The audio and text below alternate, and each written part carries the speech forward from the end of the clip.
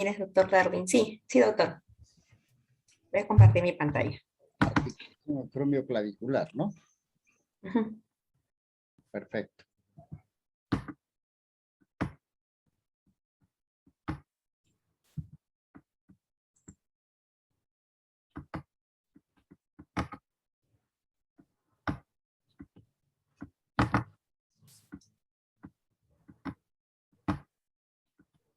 ¿Se ve mi pantalla, doctor?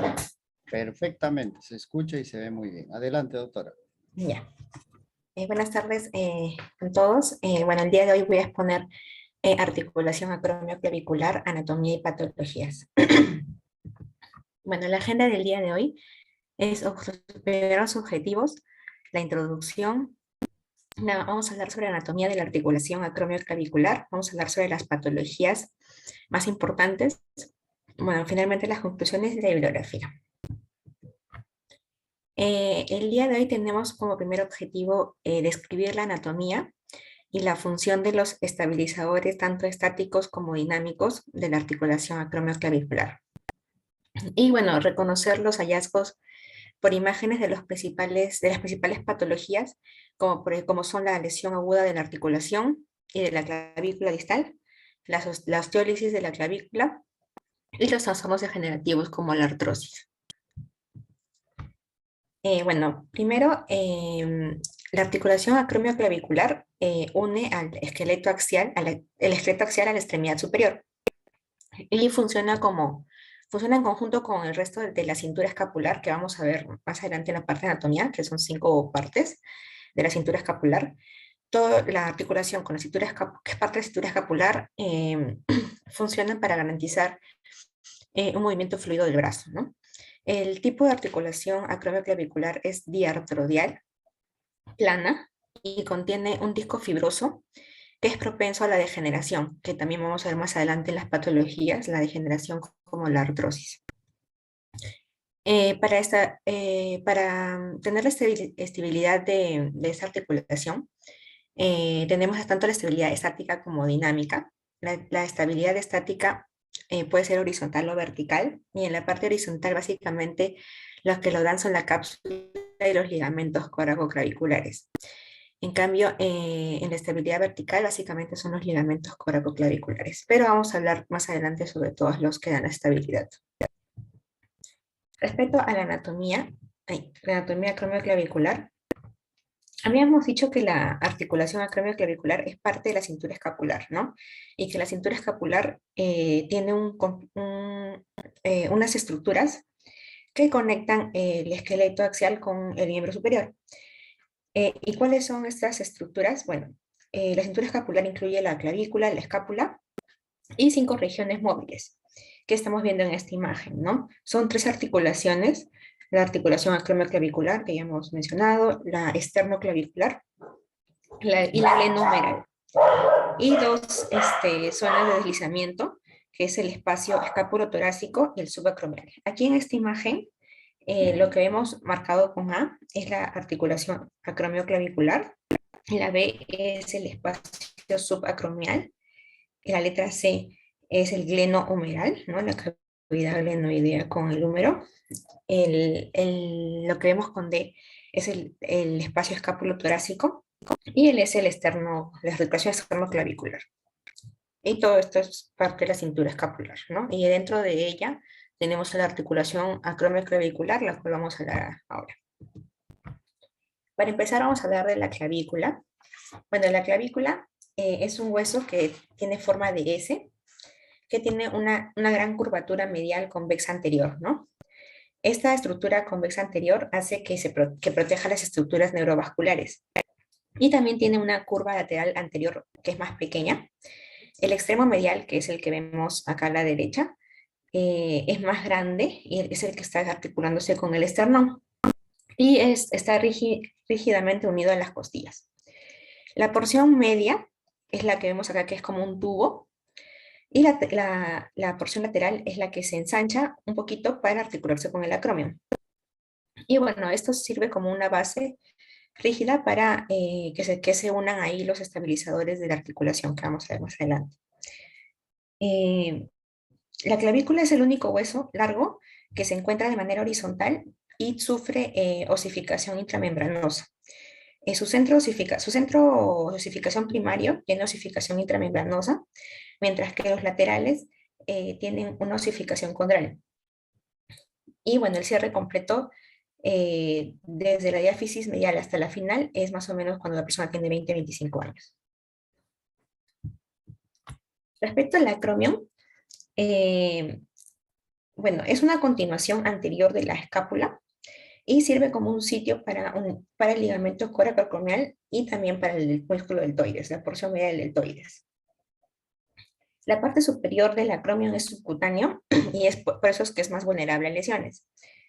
Y la parte lateral es donde se inserta el deltoides, es grueso y rugoso. Y la parte inferior es lo que conocemos como arco coracoacromial y es liso. Respecto a la osificación del acromion, bueno, la osificación comienza en la niñez y la adolescencia, a diferencia de la escápula, que su osificación comienza en el útero. Y los centros de osificación que tienen son cuatro, que uno es el preacromion, otro es el mesocromion, el metacromion y el basiacromion. Y estos se fusionan más o menos cuando una persona tiene entre 15 y 25 años. Y hay algunos casos en los que hay una fusión fallida de estas zonas que había mencionado. Y cuando esto pasa, tenemos a la osa acromial, que es un tipo de anomalía congénita, en la que no se fusionan estas zonas que hemos mencionado. Aquí tenemos una imagen de la anatomía normal de la clavícula, el acromion y la articulación acromioclavicular. Esta es una imagen de una tomografía tridimensional de toda la cintura escapular, donde lo vemos en plano axial, más o menos como si estuviéramos viéndolo de arriba, ¿no? Y vemos primero la curvatura en S, que tiene la clavícula con las puntas de flecha, se puede ver ahí, la curvatura en S. Luego tenemos vemos que la porción media es más delgada y los extremos articulares son más gorditos, ¿no? El acromion, que está con la flecha, bueno, habíamos dicho que es la extensión anterior de la escápula y se articula con el extremo distal de la clavícula, formando la articulación acromioclavicular. Y lo que está con asterisco es el coracoides, que se proyecta en la parte anterior de la escápula y sirve como un sitio de unión para el ligamento coraclavicular. Aquí vamos a ver un poquito sobre la articulación acromioclavicular. La articulación acromioclavicular es, bueno, ya habíamos dicho, una articulación diartrodial plana entre la clavícula y el acromio. Esta articulación está un poquito inclinada, más o menos entre 20 a 30 grados, y puede ser medio vertical, o sea, varía de medio vertical a horizontal, como vamos a verlo aquí en la imagen de la izquierda. Es pequeña, tiene un promedio de 9 milímetros de altura y 19 milímetros de longitud. Y el ancho del espacio articular es más o menos en hombres entre 1 a 7 milímetros y en mujeres más o menos entre 1 a 6 milímetros. Acá en la imagen de la izquierda tenemos una imagen de un hombro derecho en un corte coronal de un cadáver, donde vemos lo que habíamos mencionado, ¿no? Que hay una oblicuidad de la articulación, o sea, está medio inclinado. Vemos que está inclinado desde la cara superolateral a la cara anteromedial, ¿no? Y también hay que notar que hay unos tejidos que son más gruesitos, que están ahí, que se ven con las puntas de flecha, con la flecha, perdón. Eh, Esos tejidos son más gruesos y vemos que hay un remanente del disco articular, ¿no? Y lo podemos ver acá con la flechita. Básicamente esta imagen era para ver la inclinación y que hay tejidos más gruesos donde hay remanentes de disco. Bueno, habíamos dicho que esa articulación tiene estabilizadores estáticos y dinámicos, ¿no? Los estabilizadores estáticos básicamente están formados por los ligamentos y la cápsula y, bueno, sirve para restringir el traslado, ¿no? de la articulación. Los estabilizadores estáticos proporcionan 3 veces más control en la dirección antero-posterior que en la dirección vertical. Y aquí tenemos, por ejemplo, el primerito que vamos a hablar es el ligamento acromioclavicular. El ligamento acromioclavicular tiene cuatro estructuras. La superior, la anterior, la inferior y la posterior. Pero hay un autor que se llama Nakazawa, que ya habla de la articulación como dos estructuras, una supero posterior y una anterior inferior. Y bueno, esta imagen que saqué del libro, de un libro que estaba en la bibliografía de ecografía musculoesquelética, también lo ve así, ¿no? Como si fueran solamente dos. Así que me parece que actualmente ya se divide como dos estructuras nada más. Y su grosor mide entre 1 a 5 milímetros con el margen interno de la inserción ósea, que está ubicada más o menos a 3 a 4 milímetros de la línea articular. De esas dos estructuras, que es la superior y la inferior, la superior es la más robusta y se puede decir que es el principal ligamento que estabiliza a la articulación acromioclavicular.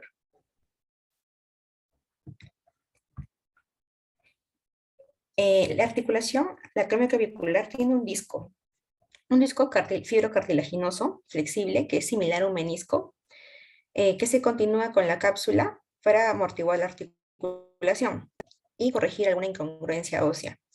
Pero en algunos otros dicen que este disco en realidad no parece ser tan importante porque degenera ya casi en la segunda década de vida.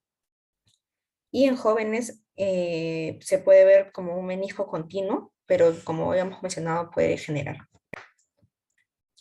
El otro estabilizador estático es el ligamento coracoide, que algunos le llaman proceso coracoide o coracoide, así a secas.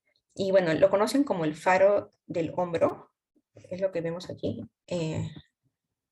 acá en la imagen, el proceso coracoide, y sirve como un ancla para múltiples estructuras anatómicas, ¿no?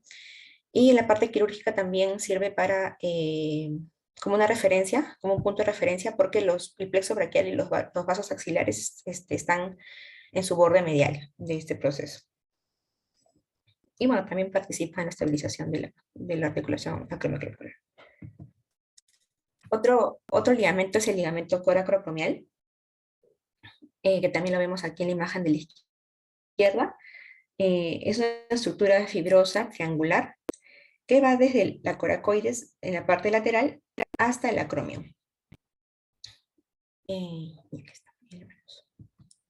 Ya. Otro ligamento que es parte de estabilizador estático es el ligamento coracoclavicular. Está formado, este ligamento coracoclavicular está formado por los ligamentos trapezoide y conoide. Y bueno, está escrito como que es el principal estabilizador vertical de la articulación acromioclavicular.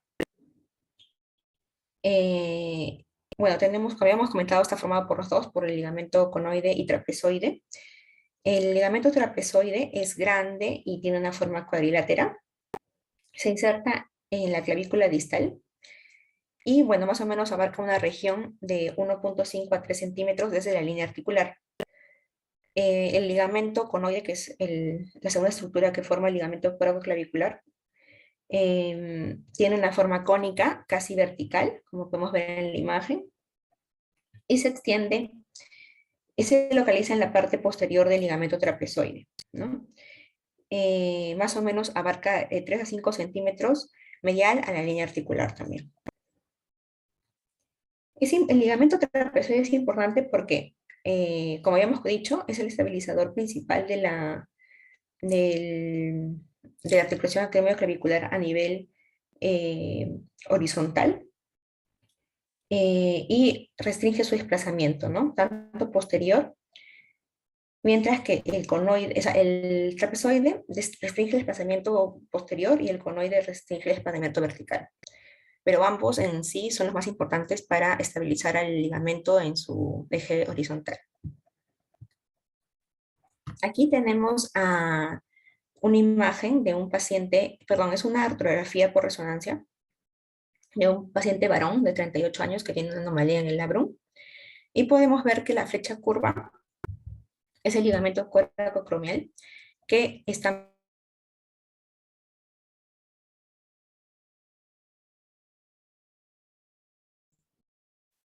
Cintia, se fue tu señal.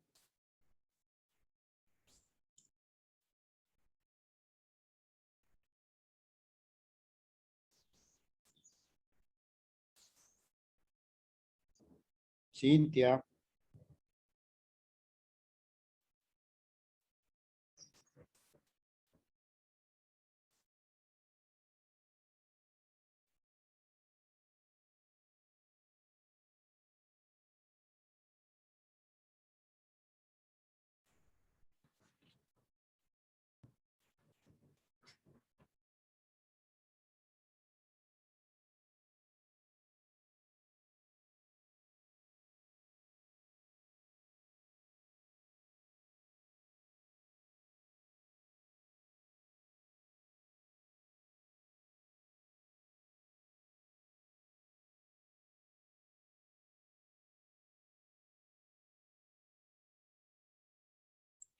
Se fue su señal un momentito, hay que esperar.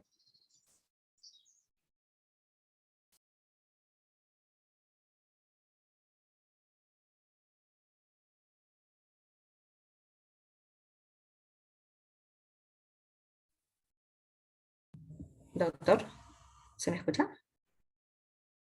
Sí, se te escucha bien ahora, Ah, ya. se te fue la señal. ¿Se, Continúa. se escuchó lo de los músculos todavía? Sí, sí, Ah, sí, ya. Ya. pero no se ve tu Entonces, presentación. ¿no se ve? Ah, ya. No, A ver, compártelo nuevamente. ya.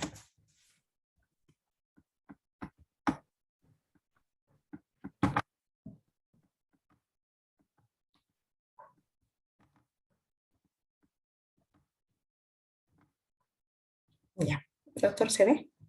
Perfectamente. Ya. Ya. Habíamos dicho que ahí habíamos hablado de los estabilizadores estáticos, que son básicamente los ligamentos, y ahora los estabilizadores dinámicos, que son los músculos. El músculo deltoides y el músculo trapecio.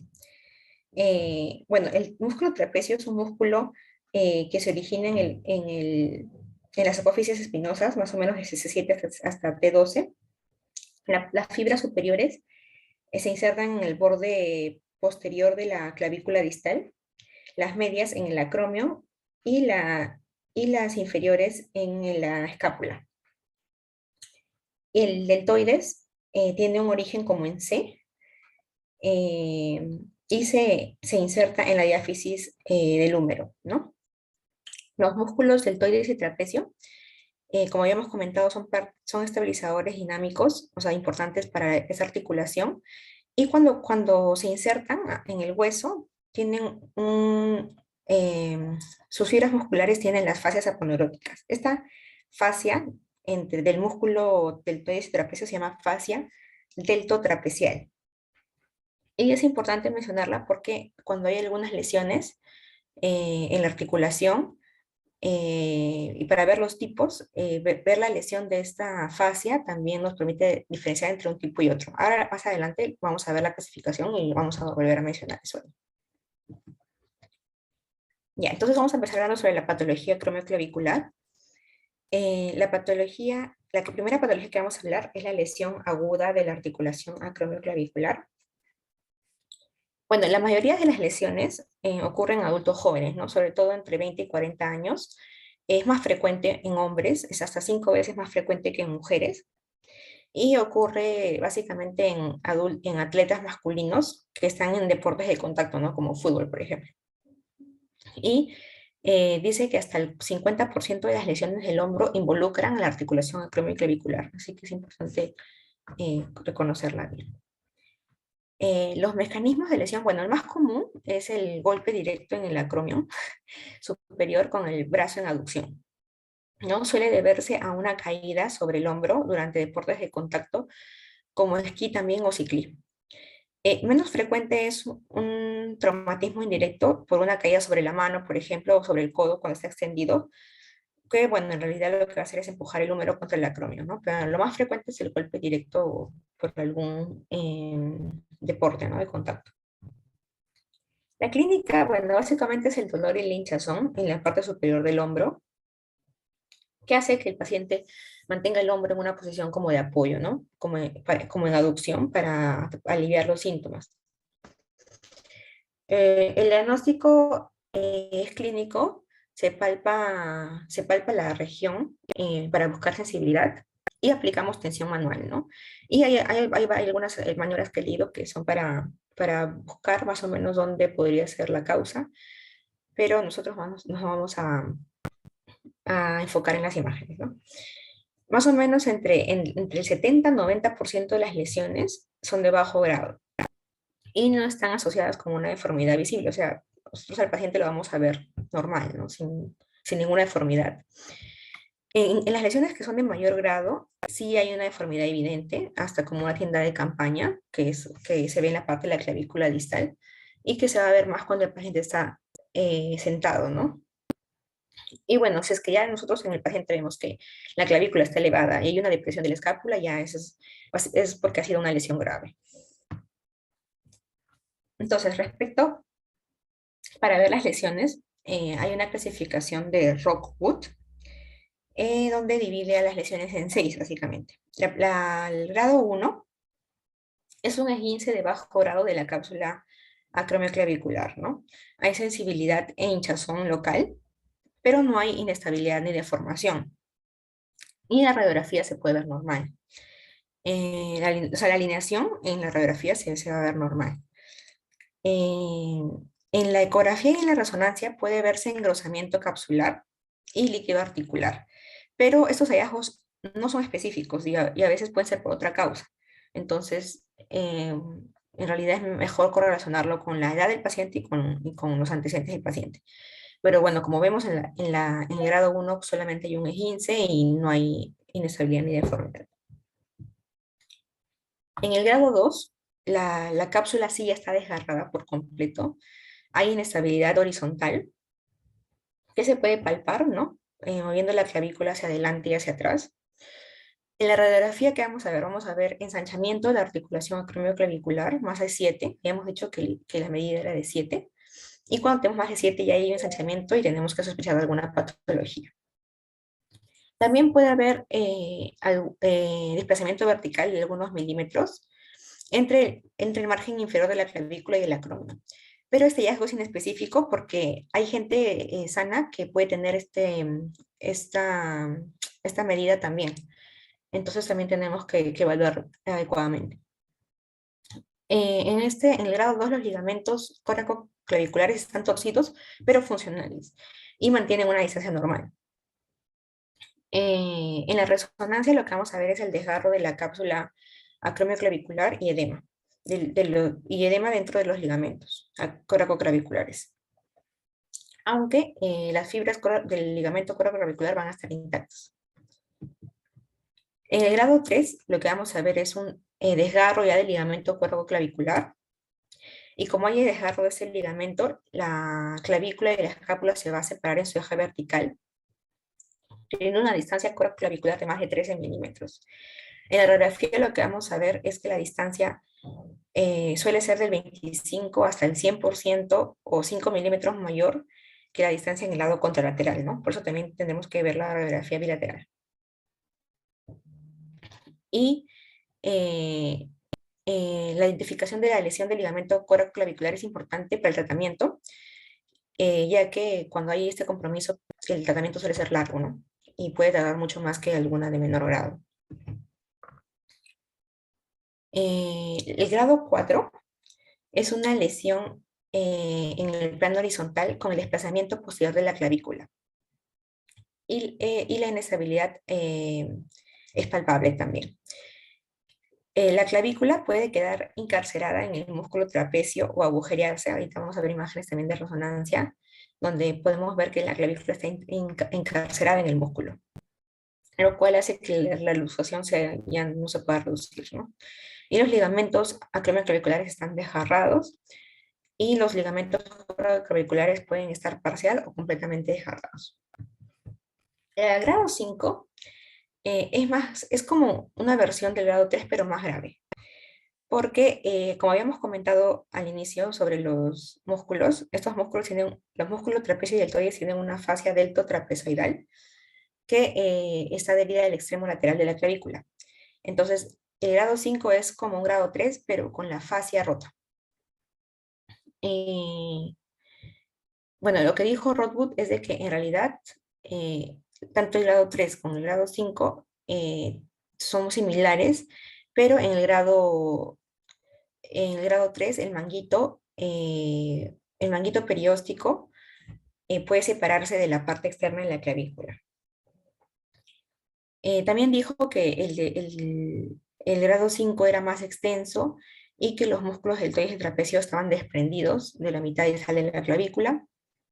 En la radiografía se puede ver que hay una separación más amplia de la distancia coraco-clavicular, que es más o menos entre 100 a 300% mayor de lo habitual. Y en resonancia lo que vamos a ver es que hay una afectación de los músculos deltoides y trapecio. En el grado 6 ya la clavícula está desplazada por debajo del acromion. Esta lesión es muy rara, pero se asocia con otras lesiones y requiere también, esta sí es quirúrgica, su lesión es quirúrgica, y bueno, su mecanismo de lesión es por un golpe severo. También en el grado 6 y viendo grado 6A y grado 6B. En el grado 6A, la clavícula está por debajo del acromion, en el tipo 6B la clavícula se encuentra por debajo de la coracoides. Aquí tenemos una tabla de la clasificación de Rothburg con todo lo que habíamos mencionado, ¿no? En la izquierda tenemos los grados, los mecanismos de lesión. Casi todos son por un golpe directo sobre el acromion superior. Luego sigue la dirección de la clavícula, ¿no? Hacia dónde se desplaza. En el grado 1 no se desplaza, en el grado 2 y 3 su desplazamiento es superior, en el grado 4 y 5 es posterior, y en el grado 6 es inferior. Los hallazgos radiográficos que ya los hemos mencionado, en el grado 1 el alineamiento es normal, en el grado 2 la articulación acromioclavicular mide más de 7 milímetros, en el grado 3 hay hasta un 25% más de la distancia del coracoclavicular, ¿no? Que en el lado contralateral, ¿no? Por eso pedimos una radiografía bilateral. En el grado 4 vemos que la clavícula está desplazada. En el grado 5 vemos que la distancia entre la distancia coracoclavicular es más del 100 a 300%. Y en el grado 6 vemos que la clavícula está desplazada en el grado 6A debajo del acromio y en el grado 6B debajo de la coracoides. En respecto al ligamento acromioclavicular, en el grado 1 es solamente un esguince y en el resto de grados sí está roto. Respecto al ligamento coracoacromial, en el grado 1 está intacto, en el grado 2 es como un esguince, en el grado 3 puede estar roto, en el grado 4 es variable, en el grado 5 está roto y en el grado 6 también es variable. Pero como habíamos dicho, el grado 6 es muy raro y muy severo, así que es más probable que esté roto.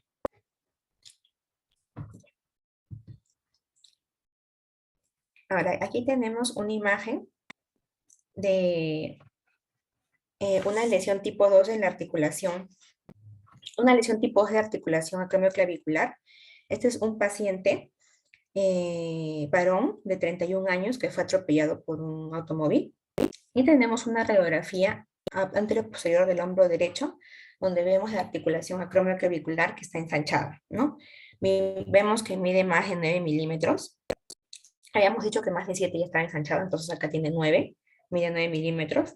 Vemos que no hay elevación de la clavícula y la distancia clavicular es normal. Y bueno, hay un leve edema, ¿no?, de los tejidos blandos. Aquí tenemos una lesión tipo 2 también de la articulación acromioclavicular. Es un hombre de 24 años al que se le realizó una artrografía por resonancia magnética del hombro izquierdo debido a que había una sospecha de desgarro del labrum. Y esta artrografía se realizó un mes después de la lesión, ¿no? Y podemos ver esta imagen en T1 sagital, donde vemos un engrosamiento e irregularidad de las fibras del ligamento coracoclavicular, ¿no? Lo que vemos aquí con la flecha. Aquí tenemos una imagen de resonancia con supresión grasa, ponderada por densidad de protones de corte coronal, donde vemos un edema del componente trapezoidal del ligamento coracoclavicular, ¿no? Lo que está con las flechitas. Y vemos que el conoide, que es el otro ligamento del ligamento coracoclavicular, que son las puntas de flecha, está intacto, ¿no? Entonces, con esta imagen podemos decir que los estudios ortográficos tienen ciertas limitaciones, ¿no? Porque no tienen todas las secuencias y a veces no nos permiten ver si es que hay ruptura de otros ligamentos. Aquí tenemos un desgarro del ligamento coraco-clavicular en una lesión acromioclavicular tipo 3. Es un paciente varón de 31 años que tuvo una caída sobre el hombro mientras jugaba baloncesto. Acá tenemos la imagen de resonancia sagital con supresión grasa, donde vemos el desgarro del ligamento coraco-clavicular con rotura de su fibra y edema de los ligamentos, ¿no? Donde están las puntas de flecha, aquí, vemos la rotura con el edema. Y también vemos que hay lesión en el músculo trapecio, los que son las flechas.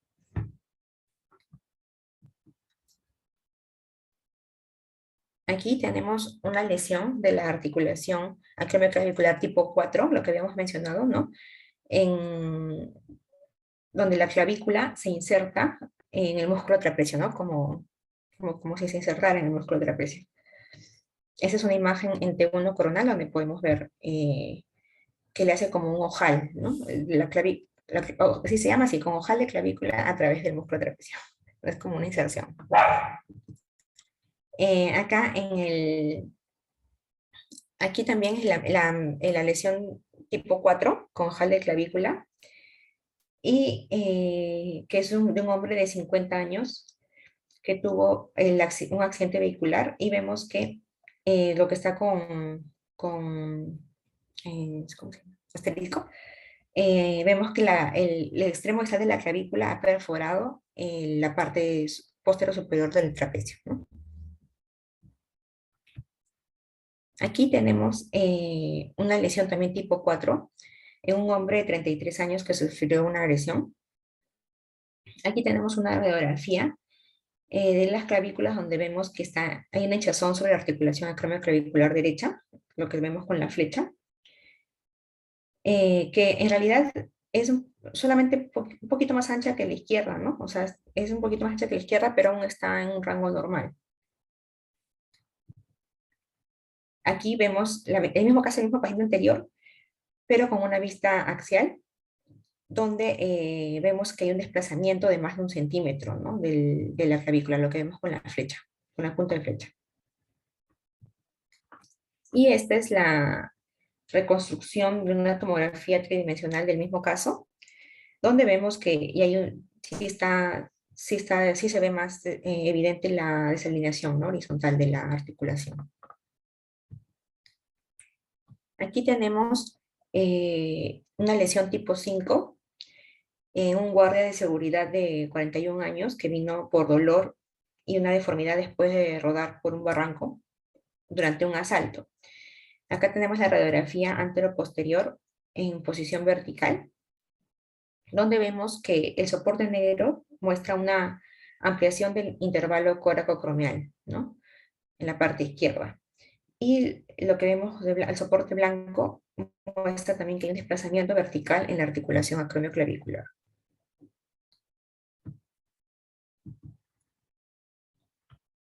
Aquí vemos, como habíamos comentado, en el grado 5, habíamos dicho que es como un grado 3, pero donde haya un desgarro del músculo delto trapezial, o sea, de las fascias de los músculos, ¿no? Aquí tenemos un ejemplo de un paciente varón de 29 años que tenía una enfermedad del labrum. Aquí en esta imagen de resonancia en corte sagital, vemos un desgarro completo del ligamento coracoacromial, que es lo que vemos con el asterisco, y una lesión del músculo trapecio, ¿no? Lo cual vemos con puntas de flecha. Y vemos que hay edema y hay distorsión, hay una distorsión ya de la arquitectura, ¿no? Aquí vemos también la imagen de resonancia sagital, pero ya un poquito más lateral, donde vemos que el músculo deltoides, donde hay una evolución del músculo deltoides, lo vemos con la flecha, y hay una lesión de la fascia delto trapezial, lo cual lo vemos con la punta de flecha.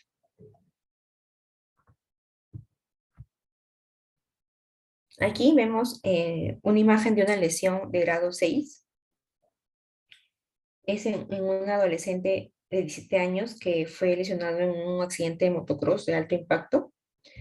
Esta es una radiografía donde vemos que hay un desplazamiento en el extremo distal de la clavícula, ¿no? El desplazamiento inferior, que está sobre la faceta articular acromial. Aquí vemos la reconstrucción coronal de la tomografía de tórax, donde vemos, ¿no? Que es la fractura de la clavícula inferior y vemos que hay un desplazamiento de la clavícula inferior, ¿no? Bueno, y está más desplazado en relación al esternón y a la articulación esternoclavicular, que es lo que está con la flecha. Bueno, ahora vamos a hablar sobre las fracturas distales de clavícula. Aquí tenemos también unos tipos según una clasificación de NIR. Aquí tenemos el tipo 1, que es una lesión extraarticular estable lateral a los ligamentos coracoclaviculares, como podemos ver en la imagen, ¿no? Las fracturas esta es la fractura tipo 1. Las fracturas tipo 2 están localizadas de manera más medial y como podemos ver en la imagen son propensas al desplazamiento superior de la clavícula. Hay dos tipos, tipo 2A y tipo 2B. En el tipo 2A la fractura es medial a ambos ligamentos coracoclaviculares. Y en el tipo 2B, la fractura se encuentra entre los ligamentos trapezoide y conoide, que habíamos hablado que son parte del ligamento coracoclavicular. Y hay desgarro del ligamento conoide. En el grado 3, está afectado el extremo distal de la clavícula y está rota la superficie articular, ¿no? De esta parte. En el grado 5, bueno, es una fractura comminuta, inestable, donde solo hay un fragmento cortical horizontal unido al ligamento coracoclavicular, como podemos ver en la imagen de la izquierda, ¿no? Lo que hace que haya mucho compromiso de la estabilidad de la clavícula. Aquí en el tipo 4 es una lesión pediátrica, es poco común, que es una fractura de Salter 1 de la clavícula distal y está acompañada de la avulsión del periósteo clavicular, como podemos ver en la imagen, ¿no? Y vemos que el manguito perióstico está adherido a la coracoides, mientras que el eje se desplaza hacia arriba, ¿no? Y parecería que fuera una separación acromioclavicular, como podemos ver en la foto. Aquí tenemos una imagen de una fractura de clavícula distal tipo 3 de Nier. Es un niño de 13 años que se lesionó mientras practicaba skate. En esta imagen vemos una fractura intraarticular, ¿no? Con desplazamiento mínimo, que lo podemos ver ahí con la flecha, de la parte distal de la clavícula. Aquí tenemos una fractura de clavícula distal de tipo 3 de Nier, que es la misma de aquí. Ya. Sí, que es la misma que habíamos mencionado anteriormente. También, bueno, de ahí tenemos como otra patología, la osteólisis de la clavícula distal y el uso excesivo del acromion. ¿Qué es la osteólisis? La osteólisis, bueno, se caracteriza por una reabsorción ósea dolorosa que puede ser de dos formas. Puede ser postraumática o puede ser por el uso excesivo. En la forma postraumática aparece varios meses después de una lesión, pero también puede aparecer dentro de semanas o años. O sea, puede ser varios meses, pero, o sea, típicamente aparece varios meses después de una lesión, pero puede ser dentro de semanas o años.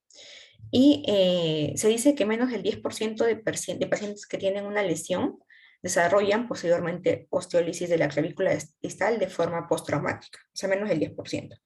La otra forma es la forma de uso excesivo de la osteólisis, que es una lesión inducida por estrés, por el sobreuso, y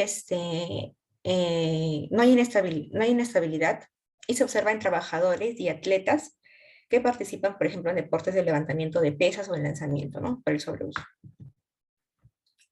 La osteólisis de la clavícula distal es más común en jóvenes y más común en varones, ¿no? Como el resto de patologías que hemos visto hoy. Los síntomas que son bilaterales en el 20% de casos es básicamente dolor articular que se exacerba por la actividad. Eh, es un dolor que se irradia al brazo y al cuello y dificulta el dormir, ¿no? En el lado afectado. ¿Qué es lo que vamos a ver en la radiografía? Vamos a ver que hay una irregularidad cortical, una reabsorción ósea en forma de llama, le dicen. También puede haber quistes subcondrales y bueno, también puede haber erosiones, ¿no? Que más o menos afectan el 0,5 a 3 centímetros distales de la clavícula. En la resonancia magnética es más sensible y muestra un edema clavicular intenso al inicio del curso de la enfermedad.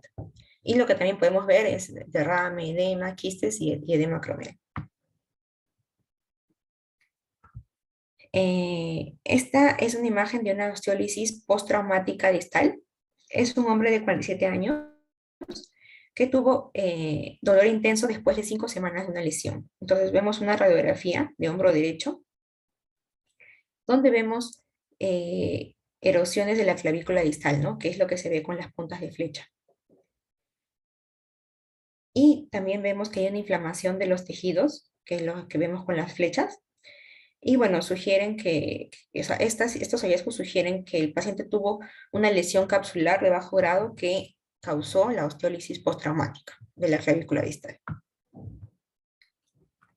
Aquí tenemos la imagen de resonancia de un hombre de 41 años, donde vemos que hay un edema intenso de la clavícula, ¿no? Vemos que hay una línea subcondral de baja intensidad, lo cual lo podemos ver con las flechitas, con la flecha, vemos esa línea de baja intensidad, que es compatible con una fractura por fatiga temprana.